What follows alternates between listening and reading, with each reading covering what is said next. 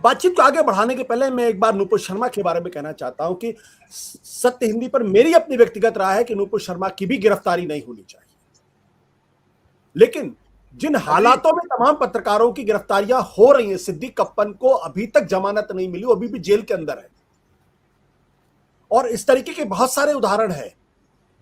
नूपुर शर्मा का जो केस है, अगर उसकी तुलना जुबैर से करें तो बात बिल्कुल स्पष्ट हो जाती है। नूपुर शर्मा ने जो बात कही, उसकी वजह से 15 से ज्यादा मुस्लिम देशों ने भारत की भर्त्सना की। कुछ देशों ने कहा कि भारत सरकार उसके लिए माफी मांगे, भारत सरकार को उसका स्पष्टीकरण देना पड़ा। साथ ही साथ भारतीय जनता पार्टी को न केवल स्पष्टीकरण देना पड़ा, बल्कि उनको पार्टी से सस्पेंड भी करना पड़ा, लेकिन अभी तक उनकी गिरफ्तारी नहीं है। लेकिन जुबैर को 1983 में बनी एक फिल्म का एक क्लिप दिखाने में, जो उन्होंने 2018 में ट्वीट किया था, 2022 में उनकी गिरफ्तारी हुई है, और उसके बाद डिसेप्शन से उनकी गिरफ्तारी हुई, धोखे से गिरफ्तारी हुई है, क्योंकि उनको किसी दूसरे मामले में बुलाया गया था और वहां अचानक कहा गया आपके खिलाफ एफआईआर है, और उस एफआईआर को दिखा के उनको गिरफ्तार कर लिया गया, और उसके बाद उनके ऊपर कई और केस लाद दिए गए, और वो केस लादे गए जो घोषित तौर पर हेट स्पीच करते हैं, उनको हेट मॉन्गर कहने पे उनको उनकी गिरफ्तारी हुई, जमानत नहीं मिल पा रही है।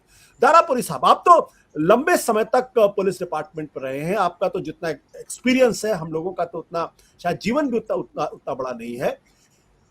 ये जो अभी उत्कर्ष जी ने कहा कि दो तरीके की पुलिस है, मतलब एक फला पार्टी को बिलोंग करती है, एक फला पार्टी को बिलोंग करती है, क्या अब ऐसा हो गया कि जुबैर का नाम, जुबैर को देखकर पता चलेगा कि इनके खिलाफ गिरफ्तारी हो सकती है, ऊपर गिरफ्तारी नहीं हो सकती? क्या हम उस स्थिति में पहुंच गए कि दो तरीके का कानून, दो तरीके का संविधान हो गया है?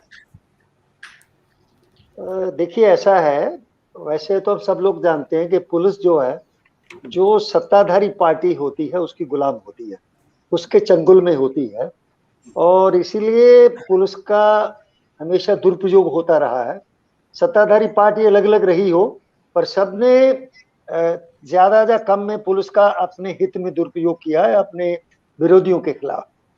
पर अब तो ऐसा लगता है कि पुलिस केवल सत्ताधारी पार्टी के अधीन ही नहीं, अब वो लगता है कि सत्ताधारी पार्टी का हिस्सा बन गई है। ये एक नई डेवलपमेंट है कि अब वो सत्ताधारी पार्टी का हिस्सा है, पहले सत्ताधारी पार्टी का गुलाम था।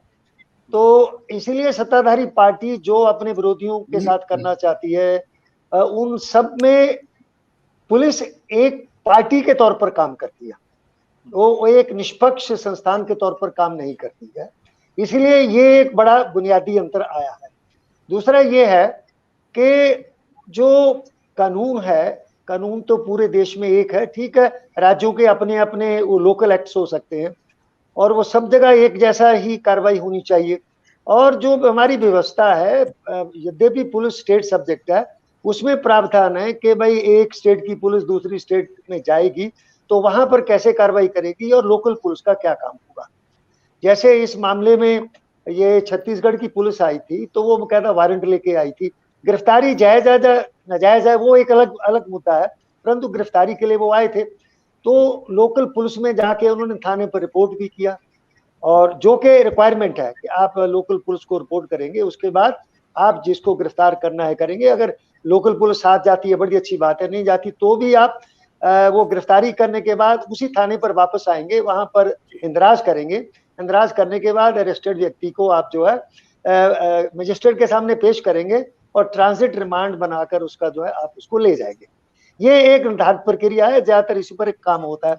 परंतु ये जो छत्तीसगढ़ पुलिस के साथ जो हुआ, पहले आए, पुलिस को सूचित किया, गिरफ्तारी करने के लिए गए, इसी बीच में जो उत्तर प्रदेश की पुलिस है वो अपनी तरफ से एक केस दर्ज कर लेती है, और छत्तीसगढ़ पुलिस को नहीं ले जाने देती है, और खुद उसको उठा लेती है।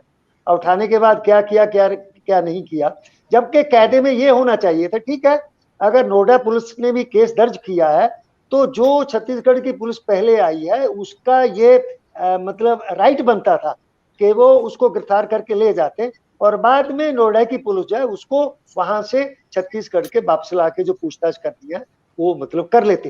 परंतु ऐसा नहीं हुआ।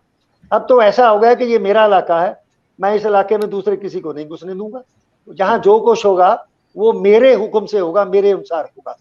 अगर ऐसी व्यवस्था जो अब बनी दिखाई देती है, तो फिर आपका यूनियन ऑफ स्टेट्स का मतलब क्या रह गया? फिर कैसे ये संघीय ढांचा कैसे काम करेगा और कैसे हमारी व्यवस्था चलेगी?